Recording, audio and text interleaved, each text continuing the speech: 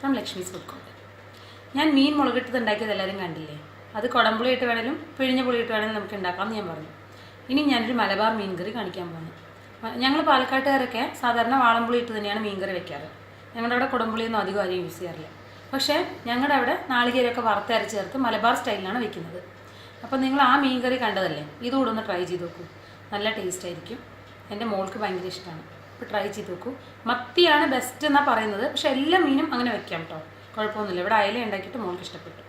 Try ചെയ്ത് നോക്കൂ. നമുക്ക് ഒരു മലബാർ മീൻ കറി ഉണ്ടാക്കിയാലോ? ഞാനിവിടെ 3/4 കിലോ അയല എടുത്ത് കഴുകി വൃത്തിയാക്കി വെച്ചിട്ടുണ്ട്. അതിൻ്റെ കൂടെ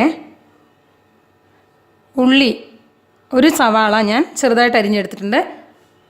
നിങ്ങൾക്ക് വേണമെങ്കിൽ ചെറിയ ഉള്ളി എടുക്കാം കേട്ടോ, ഷാലറ്റ്സ് ആണ് കുറച്ചുകൂടെ നല്ലത്. പക്ഷെ എൻ്റെ കയ്യിൽ ഇല്ല, ഞാൻ അതുകൊണ്ട് ഇതാണ് എടുക്കുന്നത്. ഒരു തക്കാളി ഇതുപോലെ ചോപ്പ് ചെയ്ത് വെച്ചിട്ടുണ്ട്. കുറച്ച് വെളുത്തുള്ളി, ഒരു 4-5 അല്ലി, അതുപോലെ ഒരു 1/2 ഇഞ്ച് നീളത്തിൽ ഇഞ്ചി, 2 പച്ചമുളക് ഇതുപോലെ കട്ട് ചെയ്ത് വെച്ചിട്ടുണ്ട്. 1 കപ്പ് നാളികേരം ചിരകിയത്, ഒരു ചെറുനാരങ്ങയുടെ വലിപ്പത്തിൽ പുളി എടുത്ത് കഴുകി വെള്ളത്തിലിട്ട് വെച്ചിട്ടുണ്ട്. ഇത് പിഴിഞ്ഞ് അരിച്ചെടുത്ത് വേണം ചേർത്ത് കൊടുക്കാൻ. പിന്നെ അതിലേക്ക് ചേർക്കാനുള്ള മസാലയായിട്ട് ഞാൻ എടുത്തേക്കണത് 2 ടേബിൾ സ്പൂൺ മുളക് പൊടി, റെഗുലർ മുളക് പൊടിയാണ്. എൻ്റെ മുളക് പൊടിക്ക് ഇത്തിരി കളർ കുറവാണ്. 1 table spoon Kashmiri red chilli powder, 1/2 teaspoon മഞ്ഞൾപ്പൊടി, 2 ടേബിൾ സ്പൂൺ മല്ലിപ്പൊടി. ഇതൊക്കെയാണ് ഞാൻ എടുത്തേക്കണ മസാലക്കൂട്ട്. ആവശ്യത്തിന് ഉപ്പ്, ഇത് കുക്ക് ചെയ്യാൻ ആവശ്യത്തിനുള്ള ഓയിൽ. പിന്നെ നമുക്ക് കടുക് പൊട്ടിക്കാനായിട്ട്, താളിക്കാനായിട്ട്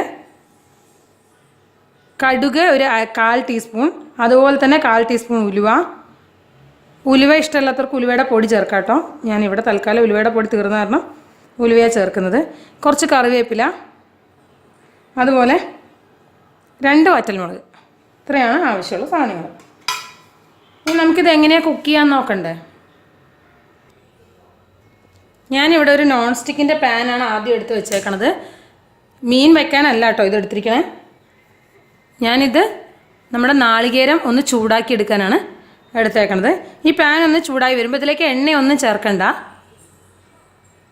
അപ്പോൾ നമ്മുടെ പാൻ ഒരുവിധം ചൂടായിട്ടുണ്ട്. ഞാൻ അതിലേക്ക് നമ്മുടെ നാളികേരമാണ് ആദ്യം ചേർത്ത് കൊടുക്കുന്നത്.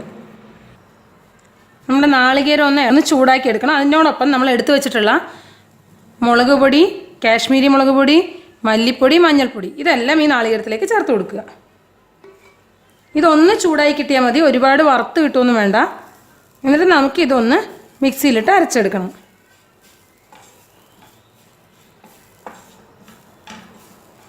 ഞാൻ ആദ്യം മീൻ മുളകിട്ടത് കാണിച്ചിരുന്നു.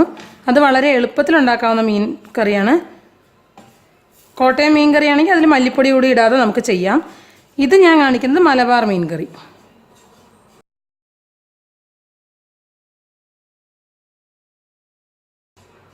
നാളികേരമൊക്കെ ഒന്ന് ചൂടായിട്ടൊരു മണം വരാൻ തുടങ്ങും. മസാലയുടെ ചെറിയൊരു പച്ചമണമൊക്കെ ഒന്ന് വിട്ടുപോകും. ആ നേരം വരെ നമുക്കിത് ചെയ്താൽ മതി. ചിലവർ ഇതിൻ്റെ അകത്ത് ചെറിയ ഉള്ളിയും കൂടെ ചേർത്തായിരിക്കും. ഞാനിതിൻ്റെ അകത്ത് ചെറിയ ഉള്ളിയൊന്നും ഇടുന്നില്ല. താല്പര്യം ഉണ്ടെങ്കിൽ 2 കേട്ടോ, ഒരുപാടൊന്നും ഇടരുതേ. ചെറിയ ഉള്ളി കൂടി ചേർത്തിട്ട് അരയ്ക്കാം. ഞാനിവിടെ എന്തായാലും അതൊന്നും ഇടുന്നില്ല. നമ്മുടെ മസാലയുടെ പച്ചമണമൊക്കെ പോയി. ഇനി നമുക്കിതൊന്ന് അരച്ചെടുക്കാം. ഇതാറുമ്പം ഒന്ന് അരച്ചെടുക്കാം. ഇതിവിടുന്ന് മാറ്റാം. ഞാനിവിടെ മീൻ കറി ഉണ്ടാക്കുന്നത് നോൺ സ്റ്റിക്കിൻ്റെ പാത്രത്തിലാണ്. എൻ്റെ ഒരു ചട്ടിയില്ല. അപ്പോൾ ചട്ടിയുള്ളൊരു ചട്ടിയിൽ ഉണ്ടാക്കിക്കോളൂ. ഞാനിവിടെ നോൺ സ്റ്റിക്ക് പാത്രത്തിലാണ് ചെയ്യുന്നത്. ചൂടാക്കാൻ വയ്ക്കുക. നമ്മുടെ ചട്ടി ചൂടായപ്പോൾ ഞാൻ അതിലേക്ക് കുറച്ച് എണ്ണ ഒഴിച്ചിട്ടുണ്ട്. ഒരു 3 ടേബിൾ സ്പൂണൊക്കെ എണ്ണ ഒഴിച്ചോളൂ. കാരണം നമുക്ക് ഉള്ളി വഴറ്റാനും കൂടി ചേർത്ത് വേണം. ഈ എണ്ണ ആവശ്യമാണ്. അതുകൊണ്ട് വെറും കടുക് പൊട്ടിച്ചാൽ മാത്രം പോരാ. നമുക്കതിലേക്കിനി കടുകും ഉലുവയും ചേർത്ത് കൊടുക്കാം.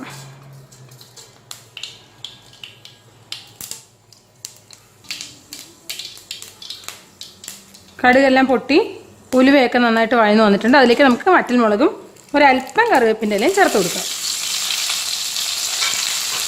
ഇനി അതിലേക്ക് നമ്മളെടുത്ത് വെച്ചിട്ടുള്ള ഇഞ്ചി, വെളുത്തുള്ളി, പച്ചമുളക് ചേർത്ത് കൊടുക്കുക.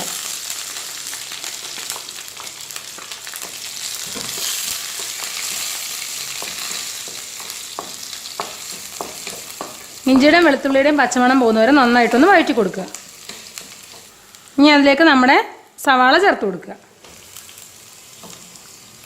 നിങ്ങൾ ചെറിയ ഉള്ളി എടുത്തേക്കണമെങ്കിൽ അത് ചേർത്ത് കൊടുത്തോളൂ. ഞാൻ സവാളയാണ് ചേർക്കുന്നത്. ചെറിയ ഉള്ളിയാണ് ശരിക്കും ടേസ്റ്റ് എന്നാണ് പറഞ്ഞ് ഞാൻ കേട്ടിരിക്കുന്നത്. പക്ഷേ ഞാൻ മിക്കവാറും സവാളയെല്ലാം ഉണ്ടാക്കാറ്. ഞങ്ങളിവിടെ അധികം മീൻ കറിയൊന്നും ഉണ്ടാക്കാറില്ല, റയർ കേസിൽ മാത്രമേ ഉണ്ടാക്കാറുള്ളൂ. അതുകൊണ്ട് തന്നെ ചെറിയ ഉള്ളിയൊന്നും അധികം സ്റ്റോക്ക് ചെയ്യാറില്ല. ഇത് നന്നായിട്ടൊന്ന് വഴന്ന് വന്നോട്ടെ. നമ്മുടെ സവാള ഒരുവിധം നന്നായിട്ട് വഴന്ന് വന്നിട്ടുണ്ട്. ഞാൻ ഇതിലേക്ക് നമ്മുടെ തക്കാളി ചേർത്ത് കൊടുക്കാൻ പോവാണ്.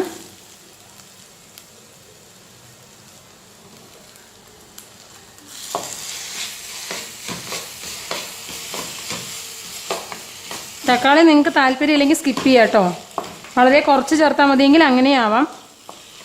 ഞാൻ അധികം പുളി ചേർക്കാതെ ഒരല്പം തക്കാളി കൂടെ ചേർത്താണ് ഉണ്ടാക്കാറ്. അതുകൊണ്ട് ഞാനിങ്ങനെ ചെയ്യുന്നതേ ഉള്ളൂ.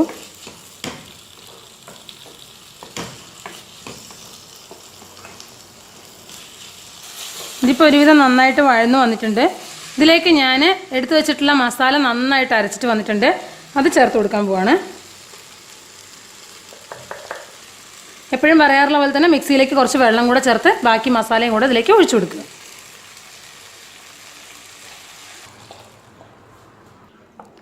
ഇത് നന്നായിട്ടൊന്ന് മിക്സ് ചെയ്ത ശേഷം നമ്മൾ എടുത്തു വെച്ചിട്ടുള്ള പുളി പിഴിഞ്ഞ് ഇതിൽ ചേർത്ത് കൊടുക്കുക. ഞാൻ ആ പുളി പിഴിഞ്ഞ് അരിച്ചെടുത്തിട്ടുണ്ട്. ഇനി നമുക്കിതൊന്ന് നല്ലപോലെ മിക്സ് ചെയ്തിട്ട് കുറച്ച് ഉപ്പ് കൂടെ ചേർത്ത് കൊടുക്കാം.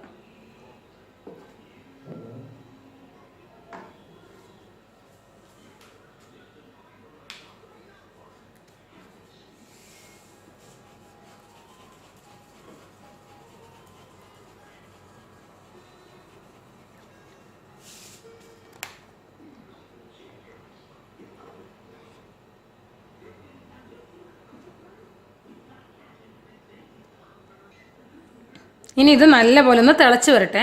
നമുക്ക് അടച്ചു വെച്ച് തിളപ്പിക്കാം. നമ്മളുടെ കറി നല്ലപോലെ തിളച്ച് വന്നിട്ടുണ്ട്.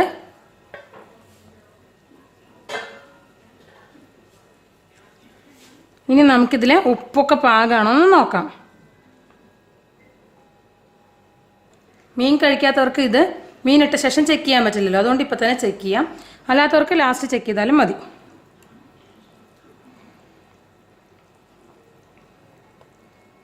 നമ്മുടെ മീൻ കഷ്ണങ്ങൾ ചേർത്ത് കൊടുക്കുക. നമുക്കിത് ഫിഷ് ചേർത്ത ഉടനെ ആയതുകൊണ്ട് ഒന്ന് ഇളക്കി കൊടുക്കാം.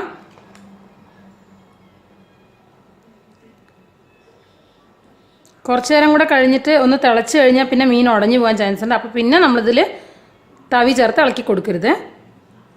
ഇത് തുറന്ന് വെച്ചിട്ട് ലോ ടു മീഡിയം ഫ്ലെയിം അല്ലെങ്കിൽ മീഡിയം, ഹൈ ഫ്ലെയിമിൽ ഒരിക്കലും ഇടരുത്. നല്ല പോലെ ഒന്ന് തിളയ്ക്കട്ടെ. നമ്മുടെ കറി തിളച്ച് തുടങ്ങിയിട്ടുണ്ട്. ഇനി നമുക്കിത് ഫ്ലെയിം എന്തായാലും ഹൈ ആക്കരുത്. ഒരു 10 മിനിറ്റ് നേരത്തേക്ക് അടച്ച് വെച്ച് തിളപ്പിക്കണം.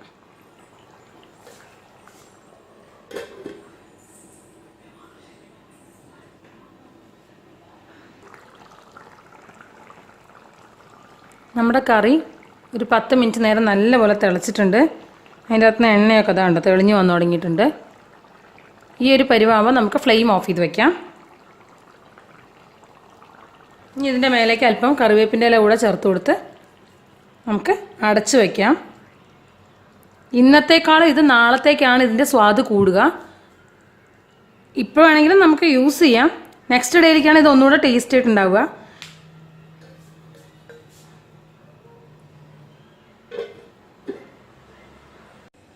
നമ്മുടെ മലബാർ മീൻ കറി റെഡി ആയിട്ടുണ്ട്. ഇത് നെക്സ്റ്റ് ഡേ ആണ് ഞാനിപ്പോൾ കാണിക്കുന്നത്. ഇങ്ങനെയാവും. ഇതാണ് അതിൻ്റെ ഒരു കൺസിസ്റ്റൻസി. അപ്പോൾ എല്ലാവരും ട്രൈ ചെയ്ത് നോക്കൂ. Thank you.